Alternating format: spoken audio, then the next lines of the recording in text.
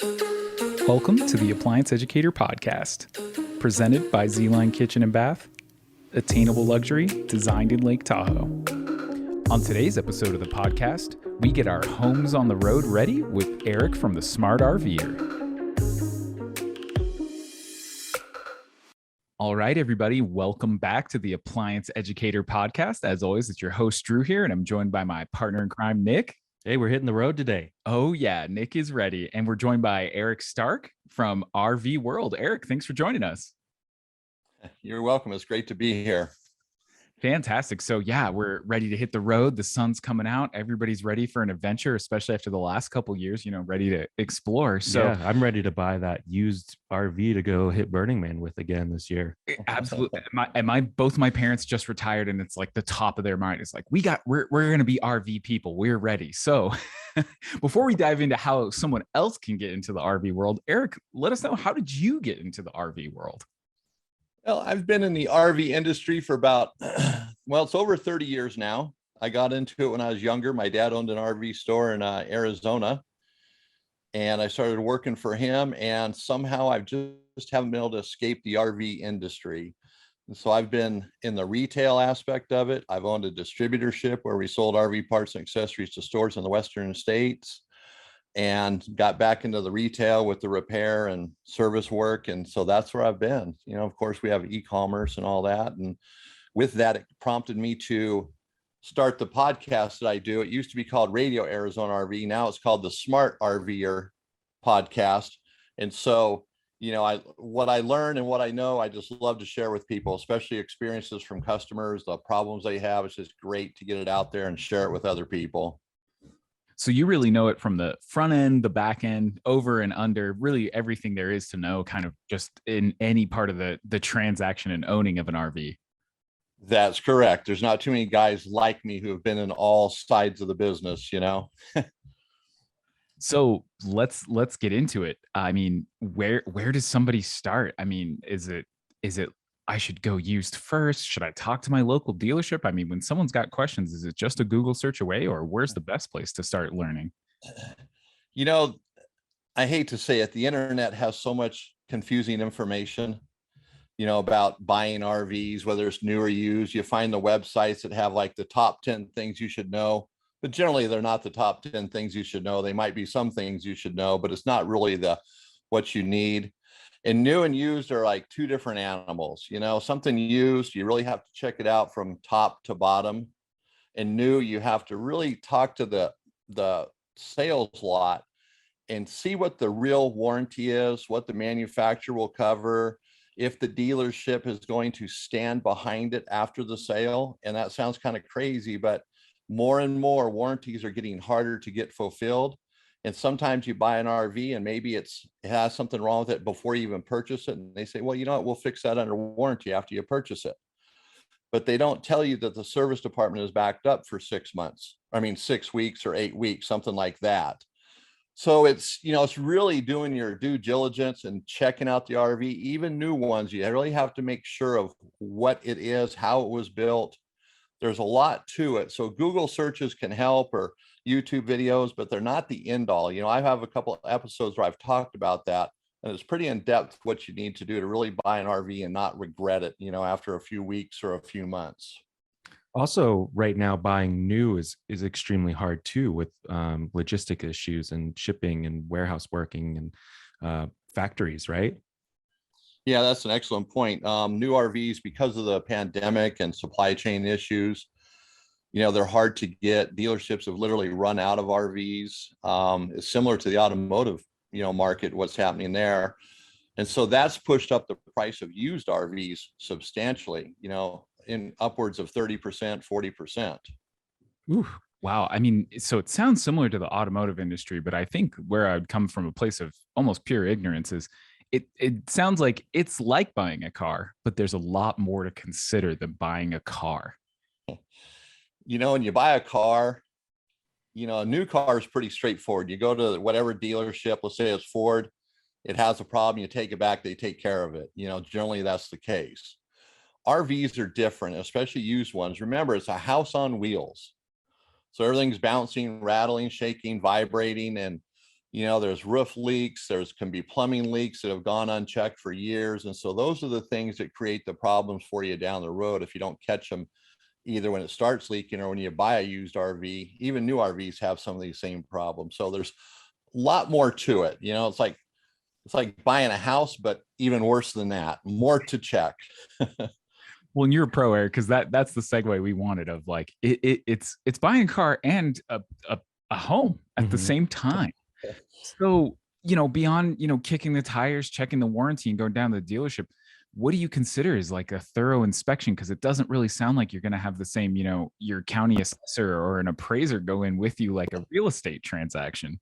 So you got to kind of do that all on your own. So what should people be looking for when they actually look at the inside of the space of their RV they're looking or at? underneath it?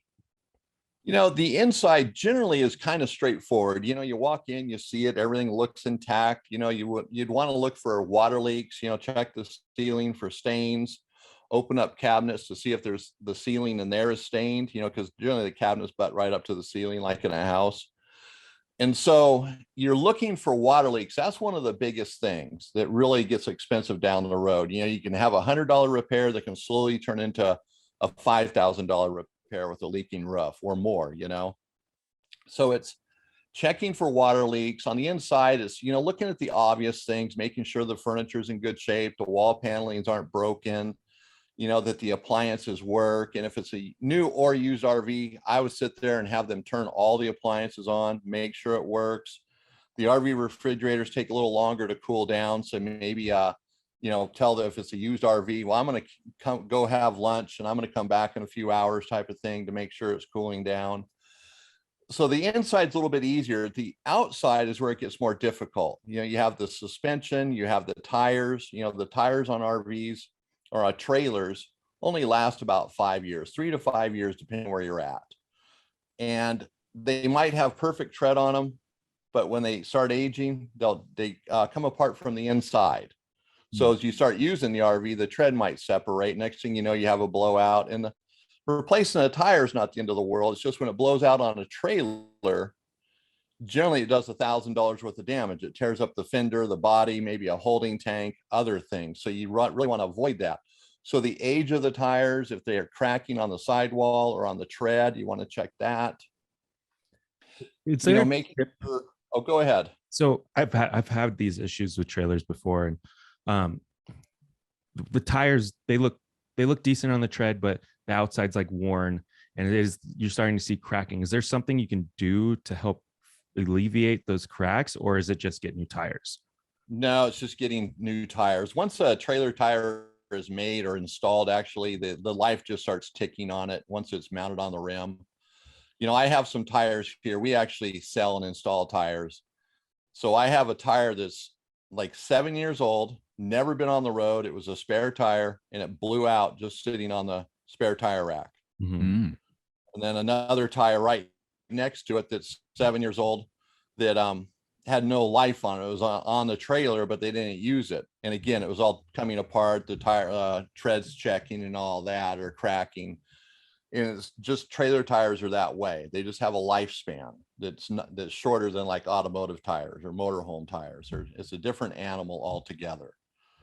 They're designated with ST, special trailers. So they're made just for trailers. And that's because of the sidewalls have to be stronger, because, you got everything's all in one place. You have tandem axle trailers and all that weight's on those 4 tires, and it's not spread out like a car. It's right there. And then turning when you're going down the road, backing up, trying to get in an RV campsite, those tires get a lot of stress on them. So the sidewalls have to be extremely strong for that. So they're made that way, stronger sidewalls. Wow. There's already things I'm learning. Yeah. And I mean, it sounds like home ownership, where if you aren't aware of that $500 problem, it'll be a $5,000 problem, like shortly. There you go. But you brought up, our specialty. You talked about the appliances being one of the key things you want to look at, beyond the basic visual inspection, but how to look for those. What should someone consider as just the standard layout of like, hey, if you want to enjoy this RV, you mentioned the refrigerator, but like, what's kind of the core appliance suite that a quality RV in this day and age should have? Most RVs anymore will come with a refrigerator, range with an oven built into it, or range stove combination, a microwave. Sometimes they're convection ovens. Older ones seem to have convection ovens more than they do now today. So you have in an RV or a rooftop air conditioner and a furnace. So basically 4 different things usually. That's what the normal package is. For cooking, too, just is it running off of like a propane conversion, or is it normally, full electric with burners and a convection oven, or what's kind of the standard layout there? Or do you have kind of a selection of either? Most RVs are equipped with propane stoves. So that's going to be your main cooking source. Some newer ones are coming with electric. There's a little bit of a trend to go to more electric appliances now, because so many people go to campgrounds where they can plug in their RV and they have that 110 volts. But without the 110 volts, you're basically going to be running everything off of propane. So your furnace would be propane, your stove would be propane, and the refrigerator runs on propane and 110 usually.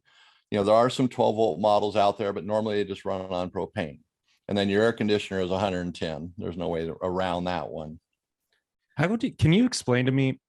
It's so confusing to me. I've had an RV and I have to light a pilot to get my fridge to cool down. It just seems so backwards towards me. Can you help explain that for us? Well, modern refrigerators, and modern is going back many years for this. They have circuit boards with electronic ignition. Real old refrigerators and like furnaces, water heaters. Oh, I forgot to mention a water heater as well. Got to have that hot water. They have circuit boards, so it has electronic ignition. So you're not actually lighting the pilot like with a match, but you're just igniting the circuit board. And once like a water heater's on, or a furnace is ignited, or even a refrigerator, you don't have to keep going out there and relighting the pilot. It just does it automatically, like a furnace in a home. If it's a gas furnace, you set the thermostat and it stays on.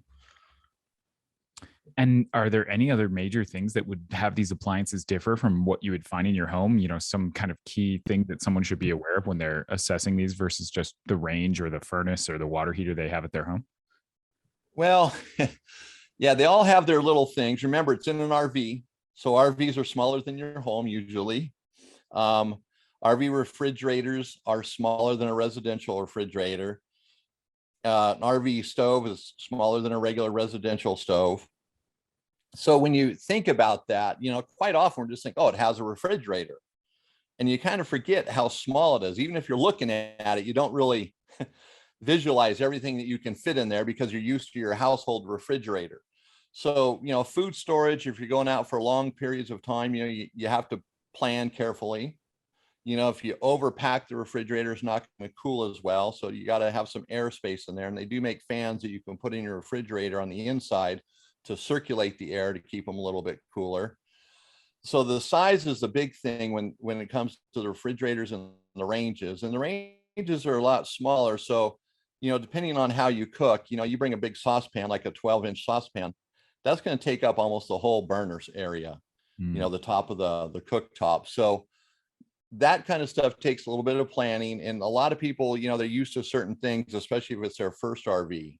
So they have to adjust to that.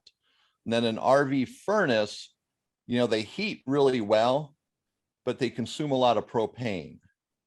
So you have to keep that in mind. So like here in Montana in the wintertime, people that live in their RVs, they go through a ton of propane, or they convert everything to electric. They just get a bunch of electric heaters and just use that propane furnace for when it's real cold to, give it that extra push. And RV water heaters, they're pretty efficient. They use propane, and you have 110 volt versions. But on propane, they're not too bad because they don't run that long. They heat up the water, then they turn off. And then once they need to do it, they cycle back on. So they're a little more efficient, not as bad as a furnace.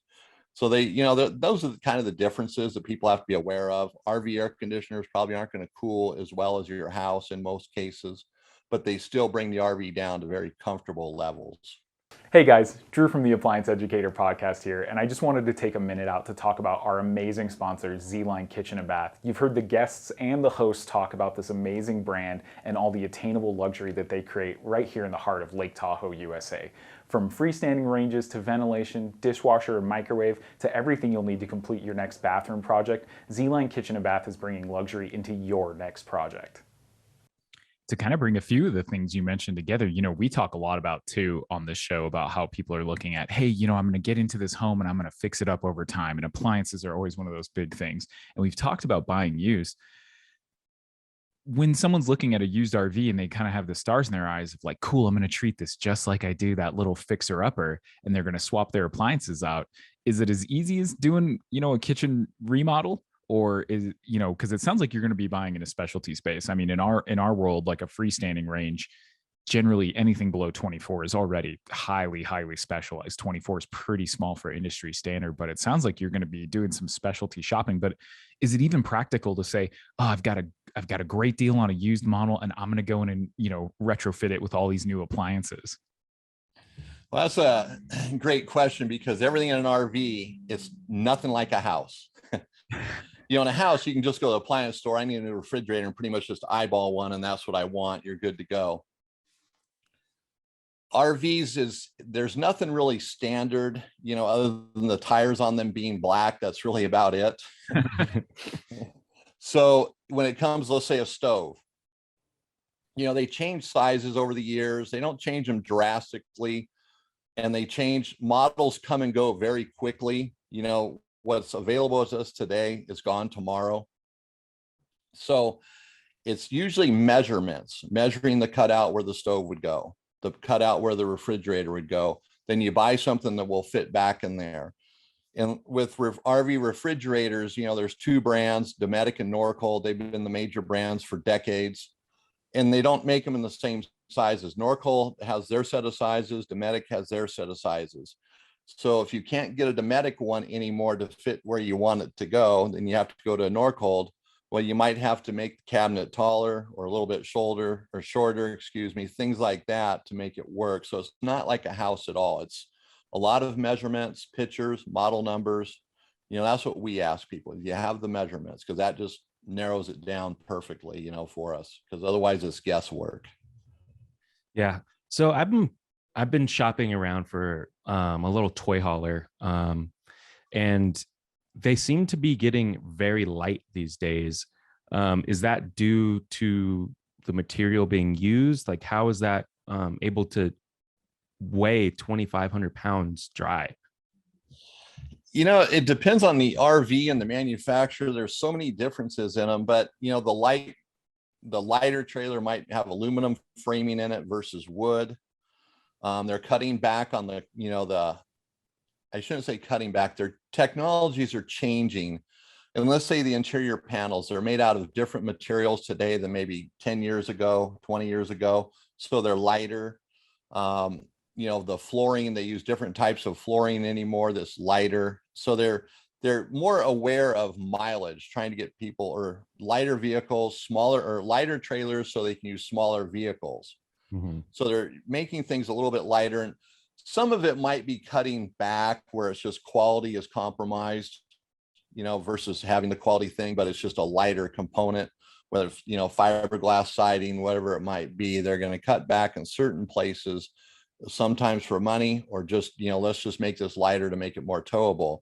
And well, along those lines, you just have to be careful what you buy, find reviews, talk to people who maybe own the same RV after it's been on the road for a few years, inspect it thoroughly. You do want to be careful there, but a lot of that is just to make it lighter to tow with a smaller vehicle. And going more on that, the towing vehicle, what does your towing vehicle need to have to tow a trailer? Like, say your truck has a 6,600 pound towing capacity. Does that mean that your trailer can get up to 6,600 pounds, or what's a good rule of thumb for that? Yeah, most vehicles, the towing capacity is just that. You can't really fake it. You can tow something heavier than what the vehicle will allow for, but your problem will come into going down hills. and being able to stop the vehicle. Even with trailer brakes, they come on when you start braking, the trailer brakes come on, you can adjust those. But even with that, if it's too much weight for the tow vehicle, it's just going to push it down the hill and your brakes will just give out. And on a hill, that's a very dangerous situation. And I just went through that recently with a utility trailer. It wasn't overloaded, but I had brand new brakes on my truck and rotors, and they weren't right. So I lost my brakes going down a hill, and it was scary. It was a steep hill. I had about 4 miles left before the bottom of it, and it was all or nothing. So you don't want to, you just don't want to push a vehicle down the hill. But by the same token, if it's overloaded all the time, it's going to be a lot harder on the engine and transmission. Well, we're glad you're still here with us today. Yeah. So good work on taking on the rest of that hill. The other thing I was going to ask about is when someone's like considering like what size they want to do. I mean, what's the general consideration? If it's just you and you're going to take, your girlfriend or your wife up on a fishing trip for a weekend. I mean, is there something else someone should consider, and like what's the right vehicle for them when they're looking into an RV or a trailer? Well, that's extremely personal, what people decide is going to work for them. But like here in Montana, where I live, most people buy 26 to 30 foot long trailers. They don't buy motorhomes. They don't buy toy haulers. They're just regular trailers because they fit on all the narrow roads, small roads. It's easier to turn around. So some considerations would be, where you're going to use the RV at. Like Southern California, just about everywhere down there, you could have a 40-foot RV or whatever you want. You're going to be able to get just about everywhere. So it depends on where you're going to be. And, bigger seems to always be better, especially when it comes to space. Like buying a home. Oh, look, I can get this one with 5 bedrooms for the same price as this one for 3 bedrooms, and we look at the bedrooms, not anything else. We're looking at the space. But the bigger it is, sometimes the harder it is to maintain, take care of, pull around. It's going to cost more in fuel. It's going to create more wear and tear on the tow vehicle itself. So you have to think about all the little factors down the road, not just that moment while you're at the dealership going, wow, look at this one. Look how big it is. We can afford this. But is it really practical for what your needs are? 2 people don't need to have a 40-foot trailer. But 2 people might want one because they can afford it, and where they're at, it might work just fine for them. Whereas a 20-footer might not be enough, So just they have to look at the area where they're at and what their real needs are, and will be down the road. Is there any cool technology that has happened over the last couple of years that is really changing the game in RVing? So there's a couple things. I've gotten better with insulation, like in refrigerators, so they stay colder, and it actually thinner insulation creates the same outside dimensions, but the inside dimensions create more cubic foot with the thinner insulation. So there's a gain there. Water heaters, they've improved those. They're more efficient, and again, the insulation around the tank allows it to be more efficient, heat up quicker, the water stays hot longer. They have on-demand water heaters now, so that's nice technology. Solar is definitely an addition to RVs. It really is nice. With the refrigerators, they also have them with 12 and 110 volt versions with no propane. And so you would have them running down the road. If you have the 12 volt and it keeps it cold, then you get to your campground, you plug it in. Or there's some that are just strictly 110 volts. And the RVs come with an inverter on them now to invert the 12 volts to 110. So while you're traveling, you have that constant 110 volts. And it's really not a big complex system either. It's pretty simple. And it's designated to just run the refrigerator. So it's nice. So that's a big plus, because 110 volt refrigerators are nicer because you don't have all the problems with propane. You have a compressor and they seem to just run and run and run, like residential refrigerators do. Is there a sweet spot, since we talked a lot about, just the availability of new is really scarce right now? Is there kind of a sweet spot or certain eras of RV that people should look at and kind of say, okay, I've kind of got a good direction if it's this year or this make? Well, I have a friend that he says late 80s, early 90s, and he knows them inside and out, you know.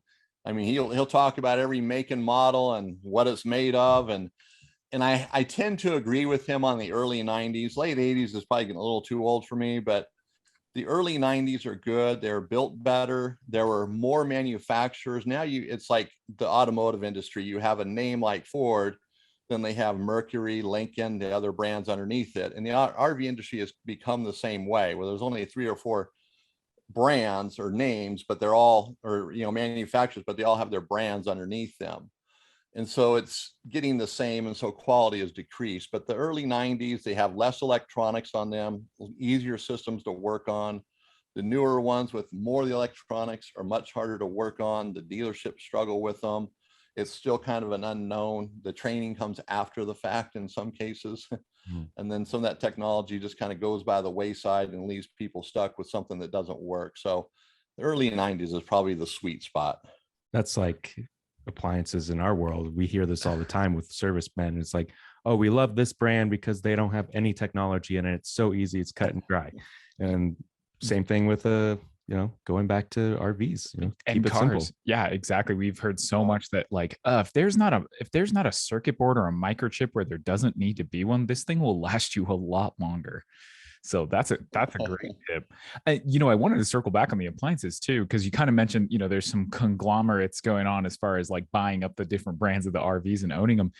Are the appliance manufacturers the same guy building, the chassis and the RV itself, or are there other brands there that people should be aware of? Because it does sound like a niche market.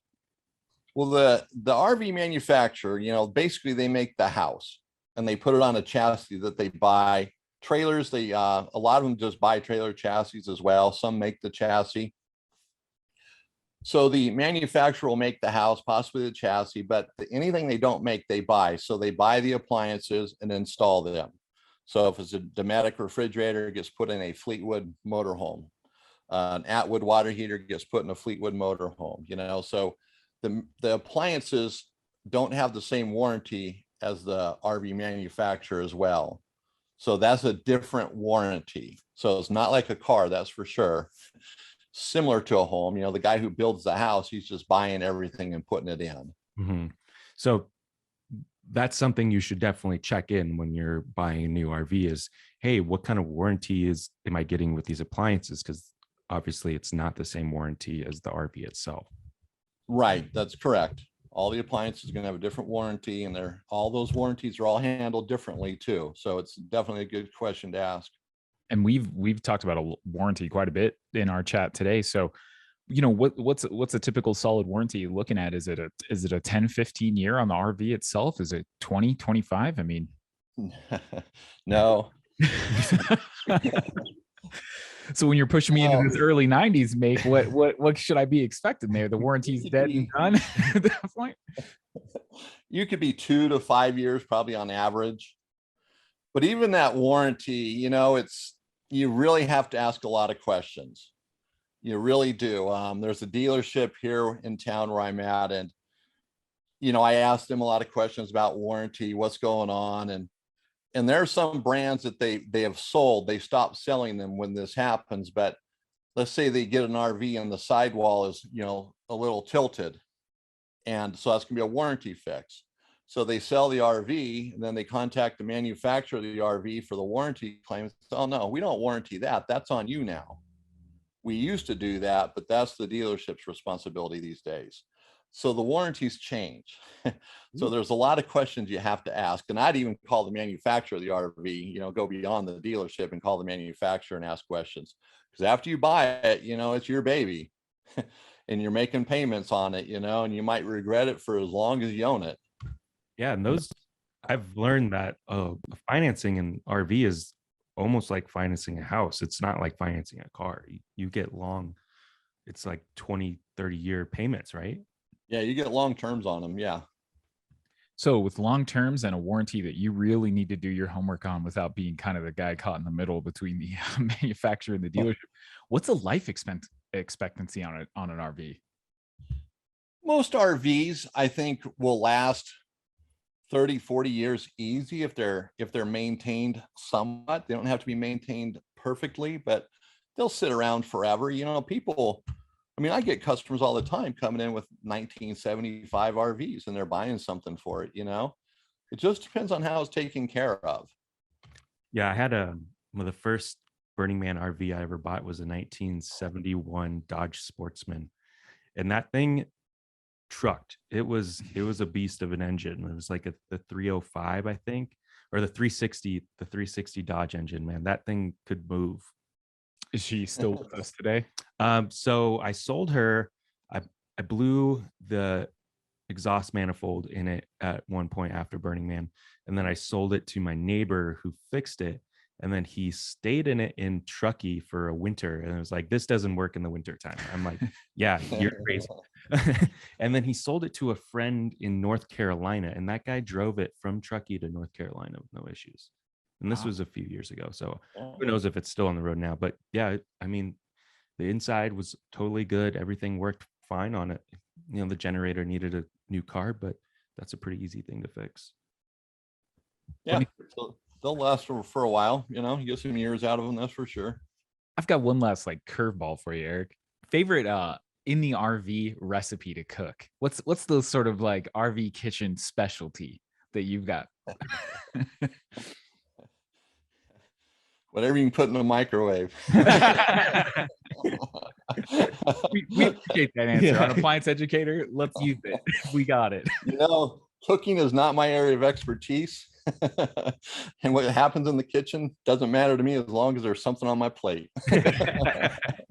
That's a great answer. That's a great answer. Well, Eric, you've been a wealth of knowledge today. Where can everybody else go to find out when they're like, man, this was great. It's getting me started and they want to learn more? Because it sounds like the biggest thing you've recommended is do your homework. This is somewhere between buying a car, buying a house, and the regular maintenance involved. So where can everybody go to learn more? Well, they can go to our website, thesmartrver.com. And our podcast is on all the major channels, iTunes, Spotify, everybody. So they can just log in there. Most people are using iTunes anymore, so they can just go to iTunes and look up the Smart RV'er. And there we are with all the information they need. And people can contact me. They can use the contact us page on our website. I answer every email, every phone call, every text. And so I get back to everybody. So a lot of information is disseminated that way as well. Fantastic, Eric. Thank you so much for sharing all this with us today. We're really excited. I mean, it's got me ready to hit the road. Maybe Nick will let me in on his RV here. Yeah, maybe. Yeah, no problem. It's great to be here. Just out of it when I'm coming back from Burning Man. Fair enough. Awesome, Eric. Thanks for joining us, man. This has been the Appliance Educator Podcast, brought to you by Z-Line Kitchen and Bath. Be sure to like, subscribe, and follow @Appliance Educator for more tips and tricks and advice to keep your home running at optimal performance. If you have any ideas or topics you'd like to hear on future episodes of the show, leave us a comment. Appliance Educator, signing off.